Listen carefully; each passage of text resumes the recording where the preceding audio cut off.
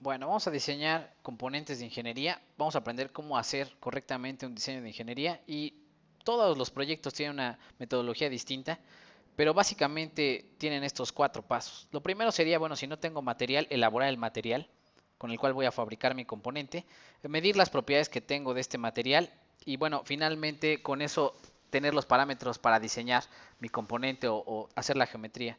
Y bueno, a veces no es necesario elaborar el material desde cero, a veces tenemos un buen proveedor o conseguimos un buen proveedor y simplemente nos toca seleccionar el material. ¿Cuál es el material que voy a necesitar para mi componente o mi diseño de ingeniería? Y una vez que tengo seleccionado, lo selecciono de acuerdo a las propiedades que yo requiero, voy a enfocarme directamente en el diseño.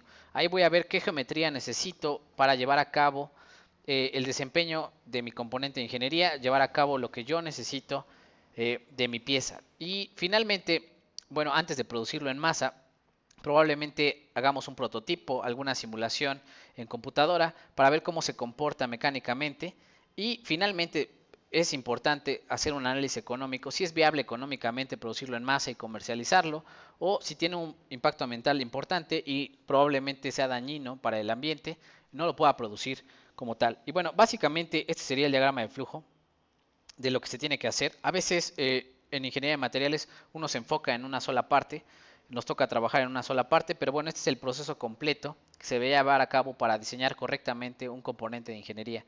Y bueno, ¿qué se va a necesitar en nuestro componente de ingeniería? Bueno, se necesita seguridad. Tenemos que saber que nuestro componente es duradero, que no va a fallar durante su uso y lo que se utiliza normalmente son factores de seguridad. ¿Qué es este factor de seguridad? Bueno, va a evitar que llevemos al extremo a nuestra pieza, que lo llevemos hasta el límite de sus propiedades mecánicas, hasta el límite de sus propiedades para de alguna forma forzarlo a fallar. Lo que queremos hacer es prevenir esto. ¿Y cómo lo hacemos? Bueno, vamos a darle una cierta holgura, un 20%, yo que sé, un 100% de holgura, para que mi pieza nunca esté trabajando al extremo. ¿Y cómo se calcula este factor de seguridad o qué interpretación tiene? Bueno, básicamente es la propiedad teórica que viene en libros, en tablas de mi material, o la propiedad que yo medí experimentalmente entre la propiedad, le llaman de trabajo, o la propiedad para el diseño, con la que va a estar trabajando mi pieza o se va a estar desempeñando.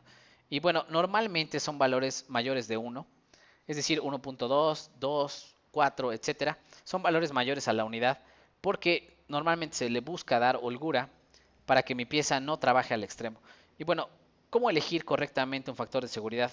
Cuando se hace alta ingeniería, ¿qué significa alta ingeniería? Bueno, son materiales con excelentes propiedades mecánicas donde me interesa optimizar el peso, optimizar de alguna forma su desempeño sin importar el costo. Aquí, bueno, el componente puede ser muy caro y normalmente puedo reemplazarlo las veces que yo lo necesite. En algunos autos de Fórmula 1, algunos componentes se reemplazan cada carrera o en un transbordador espacial, yo sé que va a estar 2 meses allí arriba en el espacio, pues no lo voy a diseñar para que dure más tiempo de 2 meses. Finalmente tiene que descender otra vez, ¿no?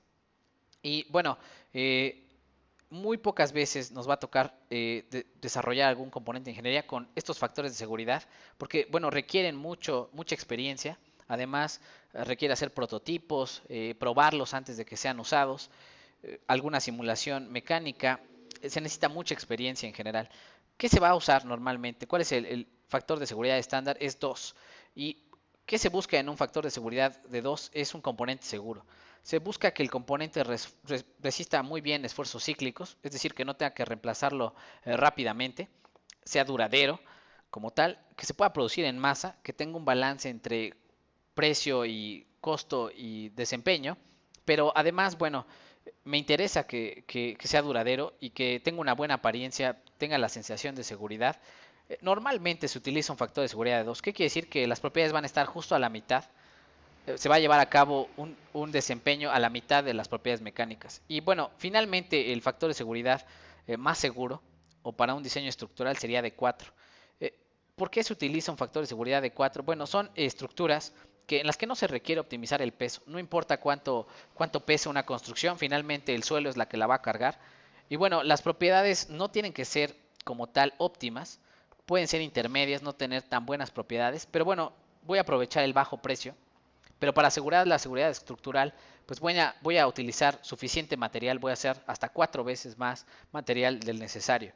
Y esto va a asegurar que sean durables, que duren mucho tiempo, porque bueno, no es tan fácil reconstruir una casa cada 5 años, ¿no?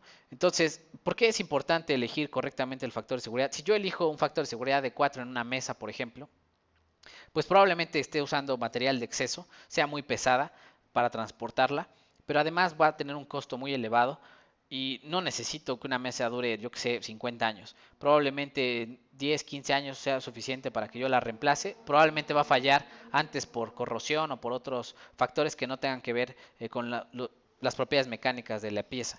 ¿Y qué pasa si yo elijo demasiado bajo ¿cómo se llama? El factor de seguridad para un componente estructural en una casa? Pues bueno, voy a tener que reconstruir la casa periódicamente, voy a estar teniendo que hacer reparaciones, lo cual no es muy viable o es muy costoso.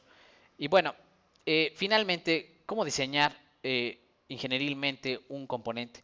Hay dos tipos de diseño. El primero es el basado en la resistencia. Yo quiero que mi material no se deforme plásticamente, que, bueno, a pesar de estar bajo uso, bajo algún esfuerzo, mantenga su forma. Y bueno, ¿cuál es el parámetro que se utiliza? Se utiliza el esfuerzo de excedencia o también le llaman el límite elástico del material para evitar que falle el material, que se deforme y que ya no regrese a su forma original. Y bueno, vamos a poner aquí un ejemplo para que quede muy claro. Dice ahí, en el ejemplo se selecciona un acero, el cual, bueno, se revisa en tablas y tiene un esfuerzo, un límite elástico, un esfuerzo de excedencia de 400 megapascales. Y se busca diseñar un componente seguro con un factor de seguridad de 2 que soporte hasta 5 toneladas de carga. Y bueno, ok, pensemos que en la casa de materiales me dicen que tienen perfiles de 2 pulgadas de ancho y a mí me toca elegir el espesor. ¿Cuál es el calibre? Así le llaman. ¿Cuál es el calibre que quieres para la pared de tu tubo cuadrado? Y bueno, vamos a hacer algunos cálculos. Lo primero sería tomar las propiedades del material que vienen en tablas, que son 400, dividirlo entre 2 para asegurarnos que es seguro el material. Y son, entonces, mi esfuerzo de trabajo o mi esfuerzo de diseño serían 200. Sobre este vamos a intentar calcular el área necesaria. Y bueno, voy a poner aquí, la fuerza son 500 kilogramos, son 5 toneladas. Pero bueno, cada kilogramo fuerza, le llaman, son 9.81 newtons. Hago la multiplicación, me quedarían 49.050 newtons. Que bueno, con los prefijos y esto serían 49 kilonewtons, 49.05 kilonewtons. Y de la definición de esfuerzo voy a intentar despejar el área y se calcularía como fuerza sobre esfuerzo. Los 49.050 newtons entre 200 megapascales, que es lo que venía reportado que soporta mi material, pero bueno, mega son 10 a la 6, serían 200 millones de pascales lo que soporta. Hago la división y esta cantidad entre 200 me da 245.25 y bueno, 10 a la 6, como está en la parte de abajo, lo voy a poner como 10 a la menos 6 arriba. Y bueno, son metros cuadrados. Es una 10 a la menos 6 es una cantidad pequeña de metros cuadrados. Pero bueno, no son dimensiones que normalmente se utilicen para especificar un espesor o un área de una pieza tan pequeña. Entonces lo vamos a pasar a milímetros cuadrados. Esto es un poquito más convencional. Pero bueno, un metro tiene 1000 milímetros. Y al cuadrado serían 3 ceros por 2, serían 6 ceros. 10 a la 6 con 10 a la menos 6, pues simplemente se cancelan. Me quedarían 245 milímetros cuadrados. Ese sería el área transversal que yo necesito para que soporte 5 toneladas. Y bueno, finalmente me interesa solamente el espesor. Entonces la longitud de un solo lado, que eran 2 pulgadas, cada pulgada tiene 25.4 milímetros. En total serían 50 milímetros cada lado del tubo. Uno de estos lados mide más o menos 5 centímetros o 50 milímetros. Y el perímetro, ya los 4 lados juntos, serían 203 milímetros. El área podríamos decir que es el perímetro por el espesor. Es una forma de calcularlo. Entonces despejo el espesor, pasa dividiendo y sería el área 245 entre 203. El perímetro me daría 1.2 milímetros de espesor. Que bueno, finalmente un calibre, yo que sé, de un 16 o algo por el estilo, habrá que revisar cuántos milímetros son. Creo que el de un 16 queda como 1.5 milímetros. Entonces sería suficiente para poder soportar mis 5 toneladas. Y bueno, es un tipo de análisis, todo basarlo en que resiste el material sin deformarse plásticamente. ¿Cuál sería el segundo tipo de análisis o de diseño? Sería basado en rigidez. A veces me interesa que mi pieza no se deforme. Yo sé que va a soportar, no se va a romper o no se va a deformar plásticamente, pero me interesa que no se deforme fácilmente, que sea rígido.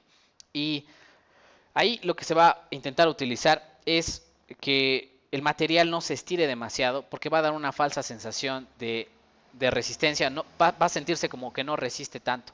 Y un ejemplo clásico es un puente, ¿no? En el puente, pensemos que si yo lo construyo con ligas de polímero, pues alguien se va a subir y todo se va a estirar hacia abajo. Entonces va a crear la sensación de que no resiste mucho, aunque la liga o el material con el que lo estoy fabricando soporte perfectamente el esfuerzo. Bueno, se deforma fácilmente como si fuera un trampolín y va a dar una falsa sensación, no va a ser fácil cruzar por el puente. Entonces me interesa que sea rígido. Y dice ahí, para colgar un puente se utiliza un cable de acero y el acero tiene un módulo de Young o le llaman módulo elástico de 200 gigapascales. En la longitud del cable se desea construir un puente de 3 metros de longitud, conectar dos sitios que están a 3 metros de distancia y me interesa que para que no se sienta que se estira demasiado el cable, vamos a pensar que no se debe de estirar más de 9 centímetros. Y dice ahí, se desea hacer un componente seguro con un factor de seguridad de 2. ¿Cuál es la carga máxima en kilogramos que puede soportar si el calibre es de media pulgada?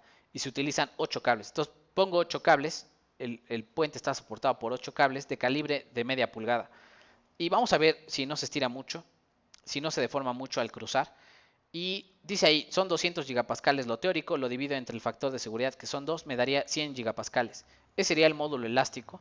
¿Qué tan elástico, qué tan rígido es mi material? Vamos a ver, la longitud inicial de mi puente son 3 metros, que en centímetros serían 300 centímetros, y con la diferencia o la deformación que no quiero que tenga, que son 9 centímetros máximo, hago la división y me da la elongación. La elongación serían del 3%. No quiero que se deforme más del 3% cada cable, porque entonces parecería que mi puente se deforma demasiado al cruzar. Y bueno, despejando el módulo de Young, su definición es esfuerzo sobre deformación. Despejando el esfuerzo me dice que soporta máximo 3 gigapascales. Y bueno, hay que sacar la geometría del cable, como es circular, pensemos que es circular. El diámetro es de media pulgada, su calibre es de media pulgada. Cada pulgada tiene 2.54 centímetros, que centímetros significa 10 a la menos 2. Entonces sería dividir entre 2, sería 1.27 por 10 a la menos 2 metros. El diámetro del cable. Dividido entre 2 sería el radio, este sería el radio, y sacando el área transversal, como es un área circular, sería pi por radio al cuadrado. Este sería el área de un solo cable, el área equivalente transversal.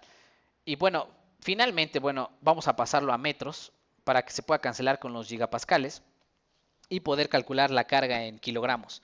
Y bueno, vamos a hacer el cambio, serían 100 centímetros es un metro, pero al estar al cuadrado para cancelar centímetros cuadrados con centímetros cuadrados me queda 10 a la menos 4, porque 100 está en la parte de abajo.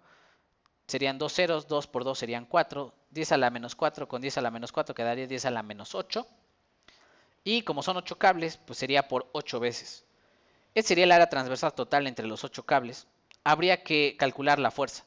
Y bueno, la fuerza sería pasar multiplicando el área, sería 3 gigapascales, que giga significa 10 a la 9, 3 gigapascales por el área superficial de los 8 cables, que son 10 por 10 a la menos 8 metros cuadrados. Me da un total de 300 newtons. Bueno, parece que son mucho, pero convertido a kilogramos, 300 newtons entre 9.81 newtons por cada kilogramo fuerza sería aproximadamente 31 kilogramos, lo que soporta. Una persona pesa 60 kilogramos. ¿Qué quiere decir? Que tengo de dos opciones: o pasar pura gente ligera, puros niños, sería un puente para niños, o de alguna forma este puente necesita un calibre más grueso de cable o más cables que soporten mejor el esfuerzo sin deformarse, porque si no va a dar una sensación de que al cruzar el puente se deforma demasiado hacia abajo el cable y mi puente va a colgar demasiado. Entonces, bueno, esa sería una forma de limitar mi diseño con la deformación y no con el esfuerzo. Yo estoy seguro que el cable va a soportar más de mi peso, pero el esfuerzo que yo le aplico va a ser suficiente para que el cable se deforme y me da una falsa sensación de rigidez o que no es muy rígido como tal. Y bueno, básicamente sería cómo diseñar componentes de ingeniería. Son los cálculos más simples que se pueden hacer. Por supuesto se puede hacer más detallado, hacer los prototipos, hacer simulaciones mecánicas o algo por el estilo.